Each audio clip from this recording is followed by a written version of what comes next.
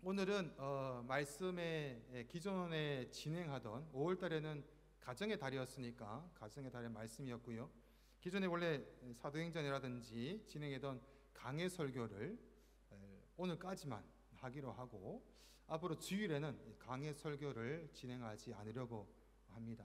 이유는 말씀이 좀 어렵기도 하고 아직 초신자가 있고 헌신자도 있고 초신자 기존 신자도 있고 그 다음에 어린이와 또 어른에 이르기까지 있는데 신앙의 정도가 다 다르기 때문에 이제는 앞으로 진행되는 부분들은 어린이 주일학교와 학생회와 모든 부분들이 함께 같은 말씀으로 한 말씀으로 3년간 진행이 될 예정이 있습니다. 3년을 말씀을 나누면 성경을 한번 보는 걸로 그렇게 진행이 됩니다.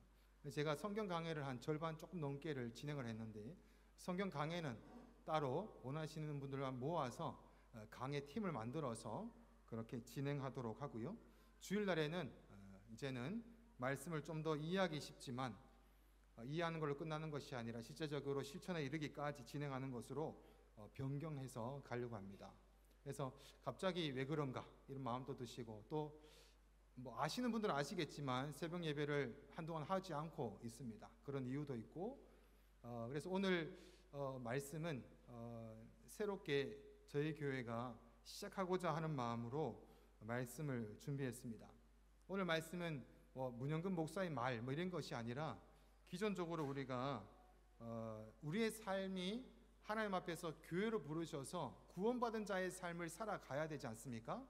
그러면서 제가 7년 8년 동안 주제를 말씀을 같이 묵상하고 안 되겠다 1년에 한 번 주제로는 안 되겠다.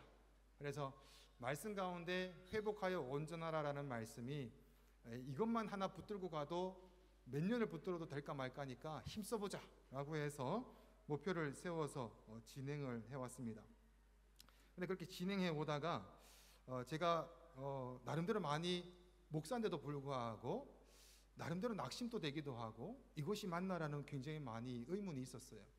제가 밖으로 드러내진 않았지만 제일 많이 목사가 힘든 것이 뭐냐 하면 말씀을 같이 함께 공부했는데 말씀을 같이 나눴는데 분명히 나눴음에도 불구하고 금방 예배 끝나고 식사 이렇게 하고 이렇게 하다 보면 말씀과 정반대되는 이야기를 막 하고 그러면 제가 낙심이 돼요.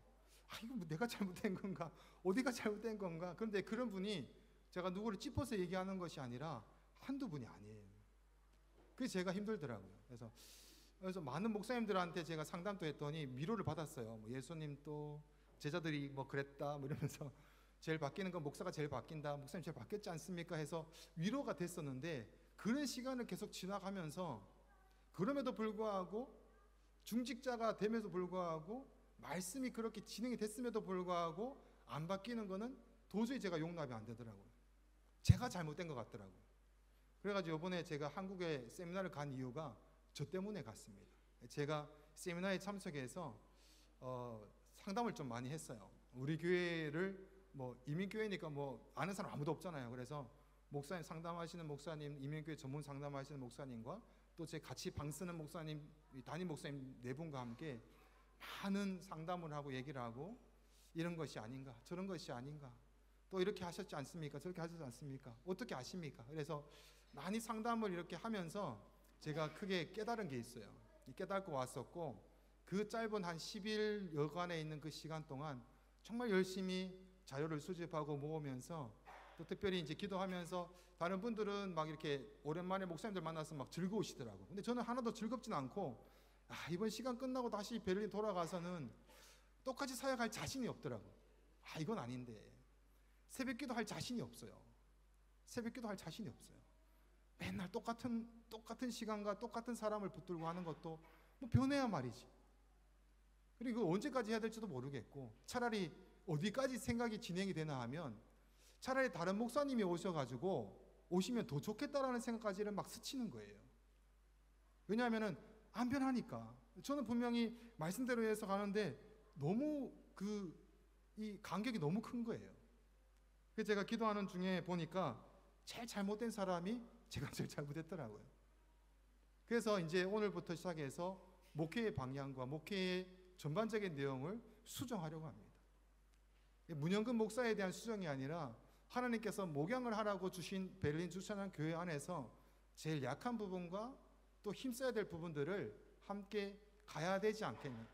문영근 목사도 말씀 전하면서 자라는 양을 보면서 기뻐야 되고, 성도님들도 목사님이 힘있게 뭔가 이렇게 할 때 막 받아 먹는 게 제가 눈으로 막 보여야 되는데, 분명히 예배 때는 다들 눈을 동그라면서 아멘 하시고 막 우시고 막 기도도 하셨는데 만나면 자꾸 딴소리를 하세요. 그래서 제가 마음이 막 힘들더라고요. 왜 신앙의 기초가 세워지지 않고 있을까? 왜 말씀대로 분명히 이것은 굉장히 위험한 말인데도 불구하고 아직도 생각을 하고 내뱉고 있을까? 제가 또 성격상 그걸 대놓고 집사님 그렇게 얘기하면 안 돼요, 이게 못하겠더라고. 그러면서 제가 어디서 문제인가를 계속 되짚어 보면서 결론에 이르렀던 말씀이 오늘의 말씀입니다. 새롭게 시작한다고 해서 뭔가 새로운 그런 부분이 아니라 기존의 말씀을 제가 보면서 세웠던 그 교회의 목적과 목표가 다시 저한테 새롭게 다가왔습니다.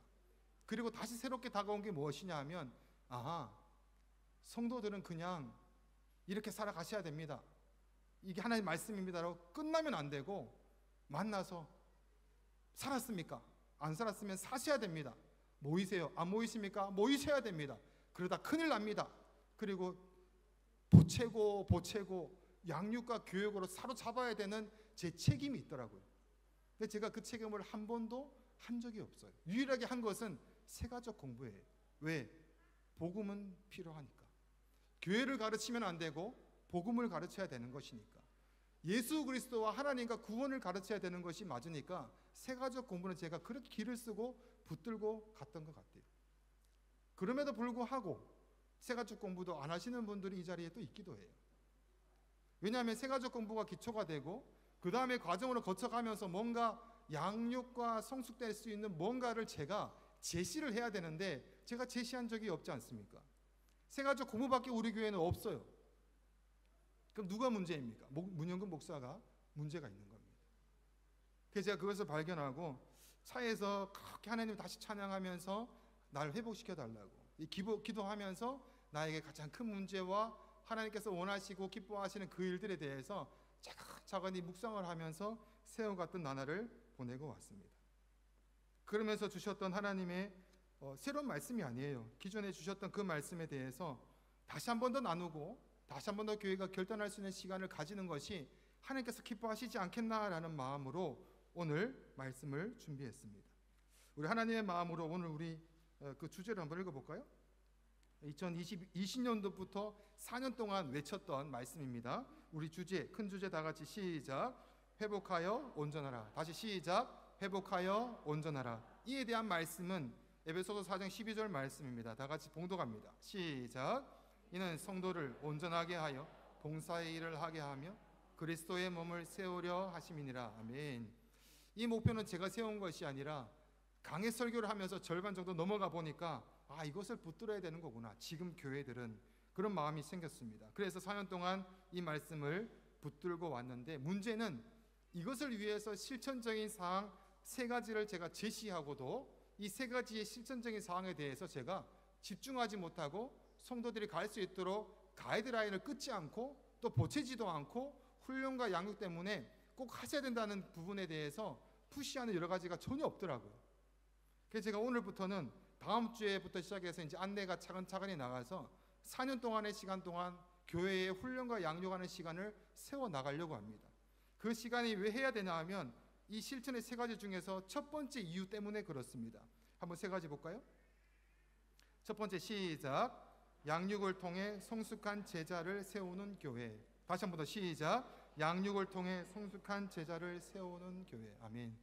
이 첫 번째가 되어야 두 번째, 세 번째가 연달아 자동적으로 발생하지 않을까라는 생각을 해봤습니다. 두 번째, 세 번째 다 같이 시작.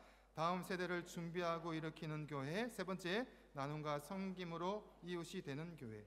다음 세대를 준비하는 것. 그 다음에 선교적인 차원의 삶의 예배자를 세워가는 차원입니다.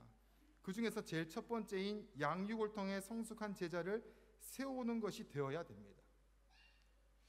우리가 사람이 온전할 수는 없어요. 지금 또 여러분의 마음과 생각 속에서는 죄에 대한 생각들로 가득 차 있지 않습니까? 정직하게 되돌아봤을 때 하나님께서 원하시는 삶에 지극히 적은 부분에 하나님께 헌신하는 자들도 있을 것 같아요. 온전하지 못하다, 온전할 수 없다라고 생각할 수도 있지만 온전함은 다른 것이 아니라 하나님 안에 거하는 것이 온전함입니다. 구원받은 자에게 회복하여 주님과 함께하는 것이 바로 온전함입니다. 주님과 함께 온전함과 봉사 일을 하는 것, 그리고 그리스도의 몸을 세워져 가는 것이 바로 교회의 목표입니다. 어떻게 그럼 주님과 함께 온전함과 봉사일과 그리스도의 몸을 세워가야 되는가에 대해서 첫 번째가 양육을 통해 성숙한 제자를 세워가야 된다라는 것인데, 우리 교회는 양육과 훈련이 없습니다. 정직하게 없습니다. 이것이 문제입니다. 그래서 변화받는 성도가 없고, 변화받은 성도가 체크가 될 수가 없고, 그저 목사님 앞에서 설교를 하고 성도들은 알아서 각자 말씀과 기도와 삶을 드린 예배를 드리면 됩니다. 그게 우리 교회였습니다. 하지만 그것이 아니더라고요. 그것은 목양이 아니더라고요. 양떼를 우리 안에 가두고 좋은 들판이 있으면 멀다 할지라도 양을 회초리로 때려서라도 그 양을 데려다가 좋은 꼴을 먹이고, 가는 길이 험한 골짜기가 된다 할지라도 저기에 좋은 꼴이 있기 때문에 가야 됩니다라고 끌고 가는 것.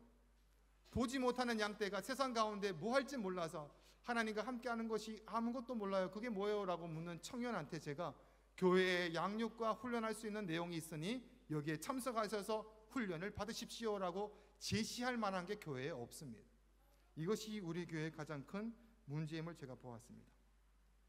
그래서 오늘 말씀에 성숙하여 온전하라에 있어서 첫 번째 대목인 바로 양육과 훈련에 있어서 마태복음, 오늘 본문에 읽었던 마태복음 맨 마지막에 28장 18절부터 20절까지의 말씀에 예수 그리스도께서 부활하시고 나서 예수님의 대위임장이라고 할 수 있는 그 말씀을 오늘 제가 나누려고 합니다.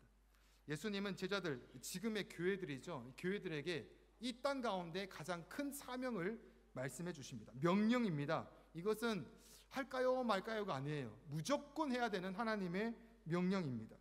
교회의 위대한 예수님의 대위임, 위대한 사명을 지금부터 한번 봉독해 볼까요? 마태복음 28장 18절부터 20절까지 말씀을 천천히 한 목소리로 합독합니다.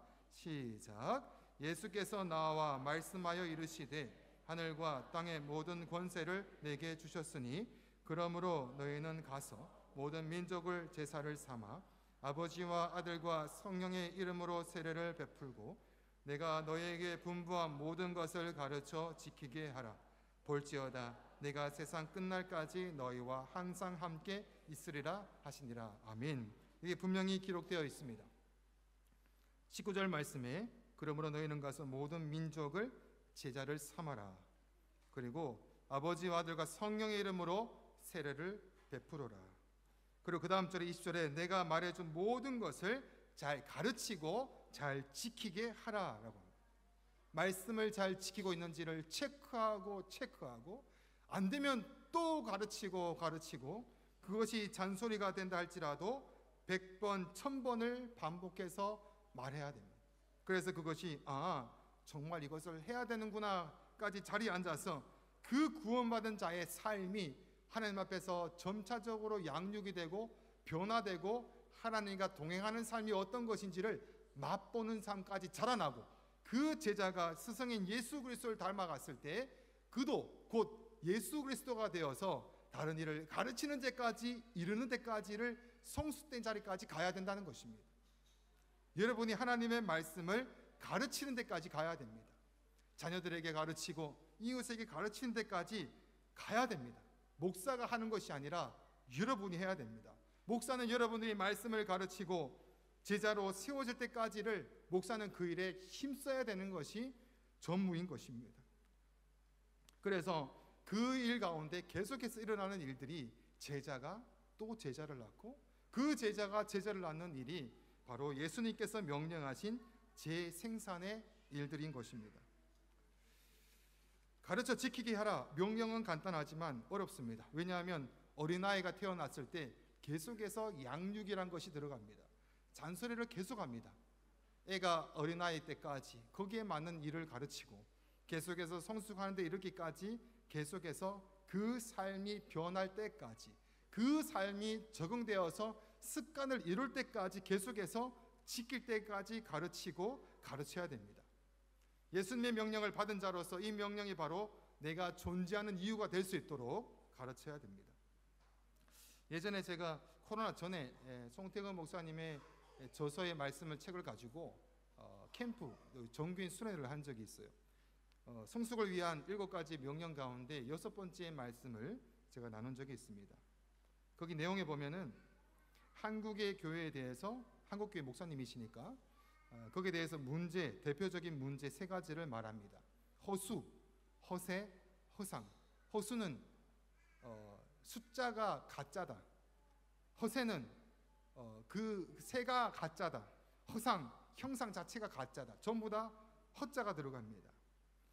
다시 얘기해서 한국교회 부흥이라고 얘기하는 많은 성도들이 모이는 것은 바로 그 안에 진짜 예수 그리스도 참된 성도가 없으면 그것은 허수이고 허세이고 허상이다. 덩치만 커진 것이지 교회가 건강한 것이 아니다. 다시 말해서 교회에 나오는 사람들 중에서 그리스도인이 있겠지만 전부 다 그리스도인이 아니다라는 것이죠. 그리고 그 그리스도인 가운데 과연 정말 예수님께서 원하시는 제자가 몇 명이나 되는가? 이 또한 다른 문제가 될 것입니다. 그래서 모든 그리스도인들은 그 목표는 제자로 자라나야 됩니다. 자꾸 제자 이러니까 저도 예전에 사랑의 교회에서 하는 제자 훈련을 계속해서 생각하면서 제자 훈련의 단점을 얘기하시는 목사님의 얘기를 전 굉장히 많이 들었습니다. 그러면서 그것을 피하는 교회 목사님들과 계속해서 많은 얘기를 나눈 적이 있습니다. 그러다 보니까 교회가 정말로 해야 되는 일들을 점점 그 중요한 기능과 역할을 잃어버리고 있다는 것을 알게 되었습니다. 그 중요한 역할을 잃어버린 교회는 어떤 것으로 전략하고 마나하면 하나의 친목단체, 사교단체, 하나의 동호회가 됩니다. 외로워서 모이는 곳이 되게 됩니다. 교회를 단순히 어떤 영리 추구나 또는 교제 모임 정도로 이해하기도 하고 또 이것을 교회의 목표로 정하는 교회도 있습니다. 그러다 보니까 교회가 이상하게 돌아가는 것들이 많이 생겨나게 됩니다. 그 이유를 이 책에 보니까 3가지로 얘기합니다. 하나는 복음의 부재입니다. 복음이 없다. 하나님이 누구시고 내가 누구이고 내가 왜 죄인인지, 예수 그리스도께서 왜 오셨고 왜 내가 하나님의 형상을 닮았고 그 형상이 회복되어야 되는지에 대해서 교회는 먼저 그것을 가르쳐야 됩니다. 2번째는 교회 안에 양육이 없기 때문입니다. 아이를 낳으면 어른에 이르기까지 해야 되는 일이 뭐냐 하면 부모는 해야 되는 게 뭐냐 하면 이 아이가 홀로 살아갈 수 있도록 이 아이를 양육하는 것입니다. 이 아이를 내 아이로 만들기 위한 것이 아니라 이 아이가 한 사람으로서 이 시대를 살아갈 수 있도록 만드는 것이 바로 어른의 역할이고 부모의 역할입니다. 그래서 홀로 그가 성장할 수 있도록.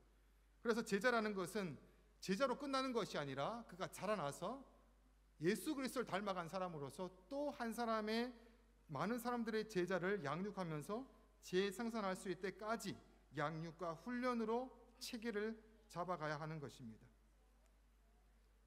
여러 가지 이 중간의 대목, 훈련과 양육에 대한 대목이 없다면 교회는 바로 다른 것이 주인이 되어버린다라는 것입니다.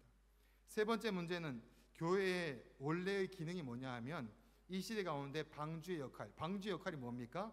알람을 울리는 거예요. 예수님이 오실 때가 됐다. 정신을 차려라.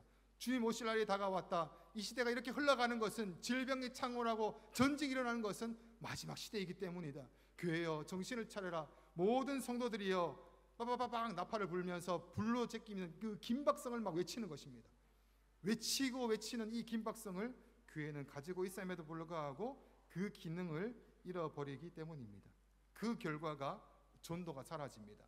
만나는 사람들이 예수 그리스도인들밖에 없습니다. 그래서 전도할 필요가 없는 자들, 긴박성이 없는 자들입니다. 그러면 복음과 양육과 이 전도에 대한 부재가 결국 교회를 어떻게 만들어가는가? 허수이고 허세이고 허상으로 이끌어가는 진단 결과가 나오는 것입니다. 오늘 말씀의 19절에 보면 이렇게 말씀합니다. 다 같이 봉독합니다. 19절 말씀 시작.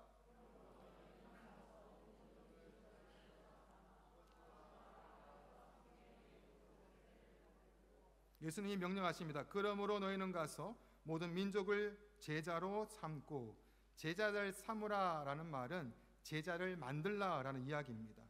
예수님께서 말씀하시는 제자 훈련입니다. 프로그램이 아닙니다. 예수님의 제자 훈련입니다. 우리의 온 인생과 삶을 통해서 드러나야 되는 예수 그리스도의 삶을 이야기합니다. 오늘날 교회는 자꾸 어떤 방법이나 프로그램을 계속해서 개발해서 사람을 많이 모으면 된다라는 생각에 빠지기 쉽습니다. 그리고 이것을 부흥이라고 착각하기 쉽습니다. 하지만 성경 어디에도 사람이 많이 모이는 것을 부흥이라고 말하지 않습니다. 참된 부흥은 죽은 영혼들이 성령의 강력한 역사 가운데 말씀으로 바로 살아나는 것을 부흥이라고 말하고 있습니다.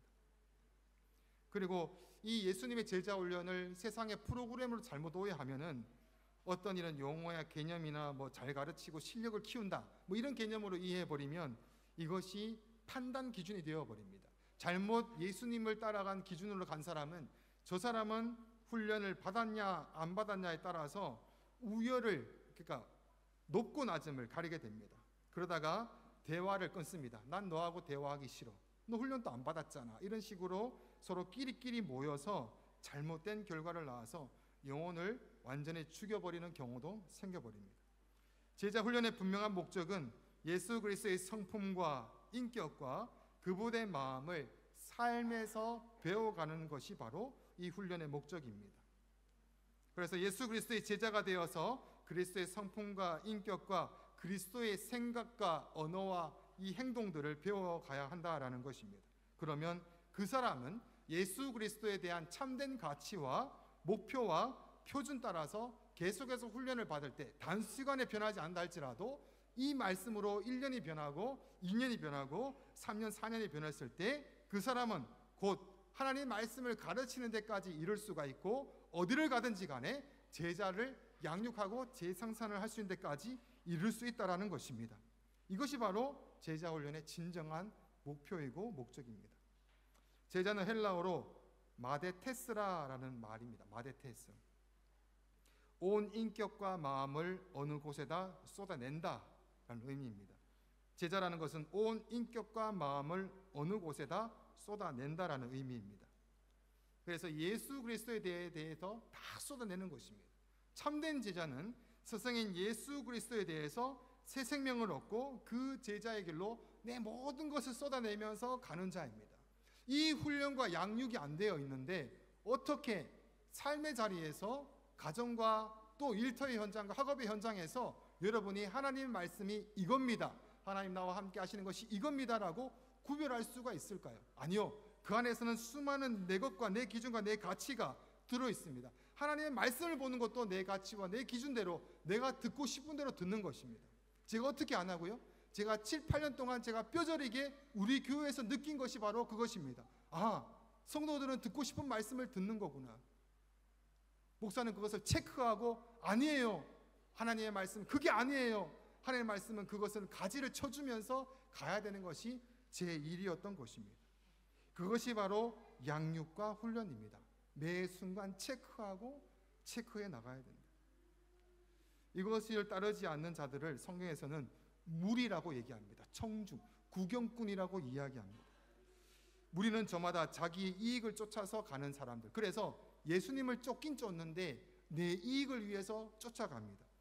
예수님은 어떻게 합니까? 하나님의 나라의 비밀을 얘기할 때 무리와 구경꾼은 제하여 버리고 제자들만 모아가지고 하나님 나라의 비밀을 언제나 따로 설명해 주십니다.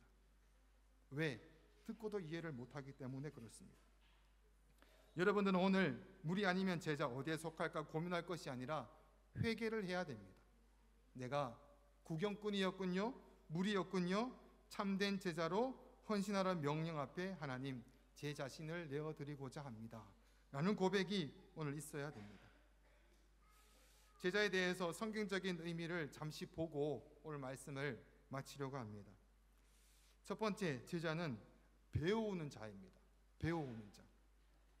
마태복음 21장 29절 말씀을 다 같이 봉독해 볼까요? 시작. 나는 마음이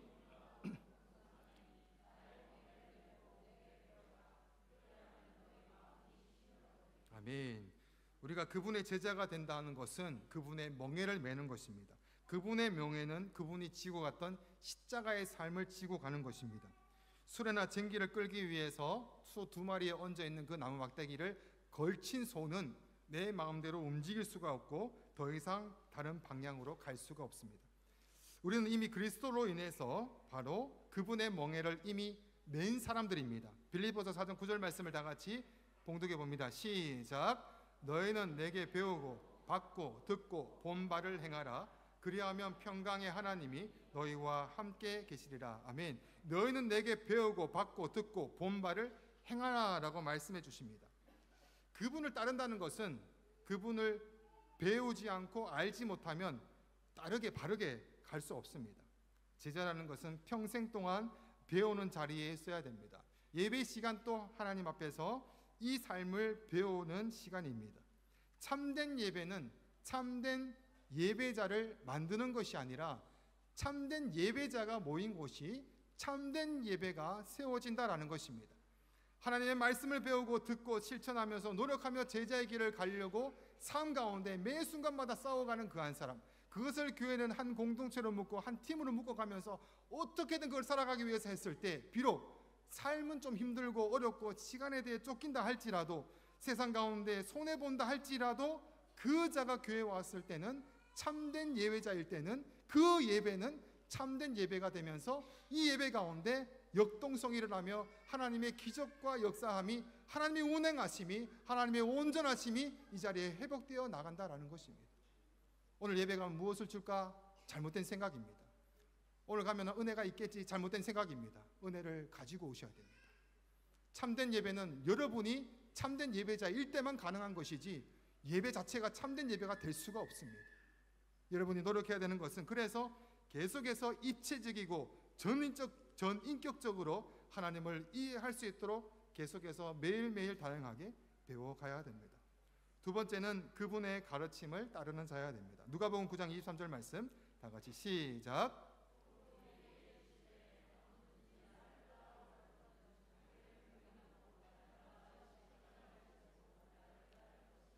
아멘. 예수님은 제자들에게 나를 따르라 라고 요구하십니다. 몇 가지 전제가 있죠. 날마다 제 십자가를 지고 따라오라 라고 말씀하십니다. 예수님이 지셨던 그 십자가의 이야기를 하시면서 너희에게도 십자가가 있다라고 말씀해 주십니다. 예수님 제자가 되려면 그러면 첫째는 그분을 배워야 되고 두 번째는 그분이 배운 대로 행하여서 내 자신을 부인하고 내 십자가를 지고 그분을 따라가야 됩니다. 이 말씀은 잠깐만 들어도 여러분이 나의 십자가는 잘 모르는데 이유가 무엇입니까? 여러분이 양육과 훈련이 없어서 그렇습니다. 그냥 따른다는 것이 물리적으로 졸졸 따르면서 예배만 참석하면 된다라는 것이 아닙니다. 내 모든 삶의 가치와 모든 삶을 그분 앞에 헌신하고 결단하고 쫓는 것을 이야기하는 매일매일의 싸움을 이야기합니다. 자, 세 번째, 제자는 그리스도를 믿는 자입니다. 요한복음 55장 24절 말씀 다 같이 시작.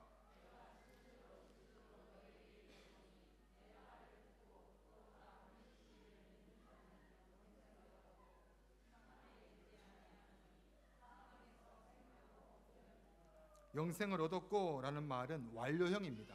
너희는 이미 예수 그리스도를 통해서 이미 영생을 얻었어 라고 완료형으로 말하고 있습니다. 그런데 계속해서 사탄은 우리를 유혹합니다. 너 이래 가지고 영생을 얻은 자가 맞아 라고 유혹을 하면서 너는 그렇게 될 수가 없어 라고 하는 그 연약함을 계속해서 공격을 합니다. 그러다 보니 내가 구원을 받았다가 또 신앙이 안 좋으면 구원을 못 얻었다가 이렇게 왔다 갔다 하는 것처럼 생각하기 쉽습니다. 하지만 절대로 그렇지 않습니다. 내가 어떻게 향하는 어떠한 일 때문에 구원을 얻은 게 아니기 때문입니다. 온전히 구원은 하나님께서 그렇게 만들어 가셨기 때문입니다. 그래서 여러분이 이 자리에 가운데서도 내가 지금 하나님을 잘 모르겠어요. 근데 예전에 신앙이 좋았어요. 지금 잘 모르겠어요. 걱정하지 마십시오. 반드시 여러분을 어떻게든 하나님은 구원의 자리에 이끌어내실 것입니다. 아멘이십니까? 여러분의 가족 가운데 옛날엔 잘 믿었는데 지금은 교회 안 나와. 걱정하지 마십시오. 하나님께서 어떻게 하든 그가 구원받은 자라면 하나님이 하시는 것입니다. 이 자리까지 반드시 올 거를 기억하시고 끝까지 기도하시고 힘쓰셔야 된다라는 것입니다. 예수님께서 승천하시기 전에 제자들에게 이렇게 말씀하십니다. 요한복음 14장 18절 말씀을 우리 성가대가 봉독합니다. 성가대 요한복음 14장 18절 말씀 시작.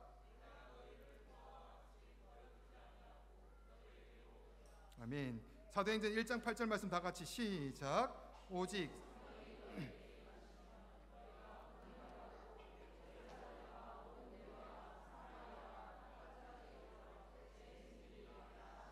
아멘. 성령님이 임하신 자는 예수 그리스도를 주로 고백하게 됩니다. 한 번 임하신 자는 성령님께서 떠나지 않는다라고 약속의 말씀을 주십니다. 그 약속을 잊어버리는 것은 우리입니다. 하지만 하나님은 그 약속을 잊은 적도 없고 태초 전부터 그것을 약속하시고 생각하시면서 계획해 오셨습니다. 우리가 이 자리에 있는 것 동일한 것입니다. 뭐 좀 차이가 있다면 어떤 이는 그냥 순조롭게 순종으로 이 자리에 왔는가 하면 어떤 이는 좀 매를 맞고 많이 겉돌다가 돌고 돌아서 옵니다. 그 자들을 우리는 이렇게 얘기합니다. 간증하는 자. 그래서 수많은 간증자들이 있지 않습니까? 내가 주님을 다시 만난 것은 옛날에 어떤 삶을 살았고 하나님이 이렇게 기적을 했고 이렇게 두드려 패가지고 이렇게 혼나다가 주님을 만났습니다. 어떻게 보면 이건 자랑할 것이 아니에요. 그냥 순종해서 나갔으면 될 것을 내가 그것에 순종하지 못해서 돌고 돌아왔던 것입니다. 하지만 우리가 성령께서 마음을 주실 때에 그 말씀에 순종하고 헌신하고 결단하는 것을 가장 지혜로운 방법이라고 하시면서 우리의 마음을 열고 주 앞에 나가야 된다라는 것입니다. 자, 네 번째, 제자는 세상으로 보냄을 받은 자입니다. 요한복음 17장 18절 말씀 남자분들이 봉독합니다. 요한복음 17장 18절 말씀 시작.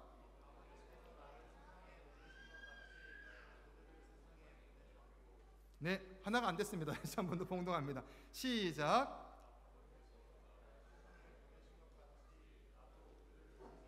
아멘. 아버지께서 예수님을 세상에 보내셨습니다. 그와 같이 예수님도 우리를 세상에 보낸다라고 말씀하십니다. 잘 훈련시켜서 제자를 만든 다음에 세상에 보내겠다. 이것을 사도성이라 부릅니다. 보내심을 받은 자. 적어도 우리가 그리스도인으로서 제자가 되었다면 반드시 보냄을 받은 자로서의 삶을 살아가야 됩니다. 그곳이 어디입니까? 여러분의 가정이요, 학교고, 회사 일터에 보내심을 받은 자입니다. 우리가 오늘 예배 끝나고 나서도 동일하게 보냄을 받게 됩니다. 제자로서 사도적인 계승을 가진 삶의 현장으로 나가는 것입니다. 여러분, 그렇게 나감에 있어서 양육과 훈련이 얼마나 되셨는지요? 요셉도 혼란스러웠습니다. 왜 이렇게 종으로 팔려가고 살인을 당할 위협에 처하기도 하고 종으로 팔려가고 그다음 범죄자로 팔려가는 삶을 자기는 이해 못했습니다. 하지만 어느 곳에 있듯이 그는 성실하게 하나님의 말씀을 따라서 세워져 갔습니다. 그리고 엄청난 고난과 혼란 가운데 이해하지 못하는 가운데 나중에 그 형들이 자기 발 앞에 무릎을 꿇는 현장에서 꽃이다 잘했다 이런 내용이 아니라 그때서 깨닫게 됩니다. 아, 내가 팔려온 것이 아니라 보냄을 받은 자였구나. 내가 보냄을 받은 자였구나. 하나님의 계획에 있었던 자이구나. 이것이 바로 제자 훈련의 목적입니다. 계속해서 우리를 만들어 가시는 것입니다. 이 만들어 가는 가운데 우리 교회를 하나님께서 세워가는 또 목적과 모든 이유가 있습니다. 예배를 드리기 위해서 교회가 존재하고 양육과 훈련을 시키기 위해서 교회가 존재하는 곳입니다. 잘난 사람이 오는 것이 아니라 교회에 와야 될 사람이 오는 것이 아니라 못났고 오류가 많고 말이 안 되는 인생들이 교회에 와서 부딪히면서 하나님의 사람으로 만들어져 가는 것입니다. 제자 훈련을 하는 두 번째 큰 목적을 읽고 마칠까요? 사도행전 1장 8절 말씀을 다시 한 번 더 봉독합니다. 시작.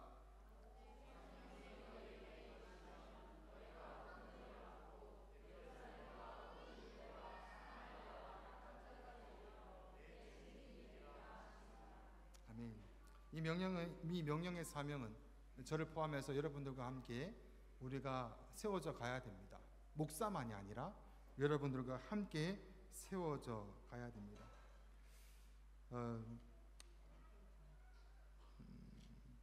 말씀을 마칩시다.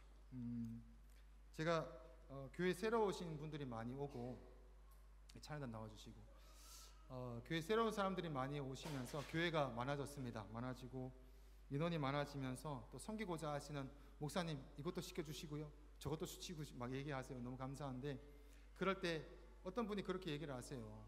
너무 열심히 하지 마. 너무 열심히 하다 보면 나중에 시험 들거나 또는 탈진할 수도 있어. 저 그게 솔직히 너무 듣기가 싫었어요. 너무 듣기가 싫었어요. 아니 새로 와서 열심히 한다는데 왜 그것을 열심히 하지 말라고 막고 왜 그렇게 하냐. 화가 나는 것도 있었지만 제가 그런 말을 원래 못하기 때문에 참았어요. 근데 참는 중에 제가 어떻게 보면 양육과 훈련이 교회에 없으면 이것은 정상적이겠다라는 생각을 다시 하게 됐습니다. 어딘가 에너지를 받지 못하고 있을 때에는 당연히 번아웃이 오게 됩니다. 에너지를 얻어야 뭔가를 섬길 수가 있고 에너지를 얻어야 뭔가를 할 수 있지 않습니까? 그런데 그 에너지를 얻도록 교회가 그 제자로서 다른 사람에게 제자로 양육할 정도까지 말씀이 이게 맞아요 라고 얘기할 때까지 말씀에 성숙한 양육과 훈련이 없는 교회라면 반드시 계속 번아웃은 올 것이다. 목사도 동일합니다. 목사도 동일합니다. 제가 이번에 가서 우리 교회 전반적인 얘기를 다 해드렸어요. 그 담당하시는 목사님한테 했더니 목사님에게는 곧 번아웃이 옵니다. 목사님도 곧 탈진하게 됩니다라는 얘기를 제가 들으면서 깜짝 놀랐어요. 긴장해야 되겠구나. 긴장해야 되겠구나. 바짝 정신을 차리고 제가 여러분에게 참 나쁜 목사가 된다 할지라도 사정없이 얘기하고 정신 차리세요라고 얘기할 수 있는 목사가 돼야 되는구나. 아니면 나도 안 되는구나. 내가 못 견디는구나. 양육하고 훈련하는 것은 제자를 양육하는 것은 마지막 사명입니다. 참된 제자를 하나님께서는 기다리고 계십니다. 그리고 그 제자가 삶의 자리에 나가서 제자를 다시금 양육하게 되어 있습니다. 자녀를 양육하고 자녀가 엉뚱한 성경적인 이야기 했을 때 아니야 너 절대로 그런 말을 하면 안 돼. 하나님이 싫어하셔. 그 기준과 가치가 없는 가정에 어떻게 하나님께서 기뻐하시겠습니까? 그런 기준이 없는 학업의 현장과 학교의 그 일터의 현장은 얼마나 고통의 시간이겠습니까? 왜? 몰라서 본인이 알고 안 하는 것이 아니라 몰라서 못하는 거예요. 얼마나 답답한 일이에요. 한 청년과 제가 상담을 하면서 그렇게 얘기해요. 목사님 제가 이렇게 힘들 때는 항상 보면 하나님과의 관계가 멀어졌을 때 그래요. 그래? 그럼 회복해야지. 근데 목사님 그게 뭔지 모르겠어요. 하나님과 함께하는 그게 뭔지 모르겠어요. 어떻게 하는지 모르겠어요 라고 얘기하더라고요. 여러분은 아십니까? 여러분 아세요? 하나님과 함께하는 삶, 하나님 말씀하신 제자로 양육이 되고 훈련된 삶이 뭔지 아시냐고요? 당연히 모르겠죠. 이 문혁은 목사가 교회에서 해본 적이 없는데 함께 참된 교회를 세워갔으면 좋겠습니다. 그리고 우리 교회 가운데 길게 보고 3년이든 4년이든 하나하나 한 명이든 10명이든 제자로 양육해 나갈 예정에 있습니다. 제가 모든 목회의 사활을 여기에 걸 예정이 있습니다. 그래서 오늘 시간을 따로 구별해서 하나님의 말씀과 하나님의 뜻이 여기에 있음을 여러분에게 말씀을 드리는 것입니다. 이 기초 가운데 다음 세대를 세워갑시다. 이 기초 가운데 삶에서 이웃이 되는 여러분의 교회가 참된 예배, 참된 예배자가 세워졌을 때 그 예배로 모여서 드리는 이 예배를 상상해 봅시다. 저 사람은 도대체 어떤 마음으로 예배를 드리기에 저렇게 하나님의 인자하심과 하나님의 그 광대하심에 대해서 감당하지 못하는 찬양을 드리고 있는가? 우리 찬양하고 이제 기도할 때 제자로서의 부름 앞에 순종하고 헌신하고 결단들이 일어났으면 좋겠습니다. 다음 주부터 이제 1대1 제자 양육에 대한 훈련 16주 코스와 거기에 대한 양육자 코스, 그 다음에 신구약, 개론, 성경을 바르게 보는 방법과 여러 가지 기초적인 부분들에 대한 플랜을 제가 짜올 예정에 있습니다. 그것을 안내해드리고 그 플랜대로 여러분이 진행하시기 바랍니다. 그 훈련을 마친 자들에게 제가 재직과 담당자에 대한 자리를 함께 나누면서 갈 예정에 있습니다. 그래야 되겠더라고요. 그리고 저도 잘 모르기 때문에 지금 몇 교회를 다시 탐방을 하면서 밑에 보니까 프랑크푸르트의 한마음교회는 이미 그 틀을 갖춰주고 있고 또 다른 교회들도 이미 그 틀을 갖춰서 열심을 다해서 이 양육을 시키고 있는 곳을 제가 찾았습니다. 그래서 제가 시간이 된다면 주일날 언제 한번 비워서 그 방문을 해서 목사님과 또 교회와 함께 예배드리면서 그것을 보고 올 예정이 있습니다. 함께 살아갑시다. 함께 살아갑시다. 그리고 함께 하나님께서 기뻐하시는 교회 모형으로 만들어 가봅시다. 그게 1년이든 4년이든 10년이든 하나하나 세워가 봅시다.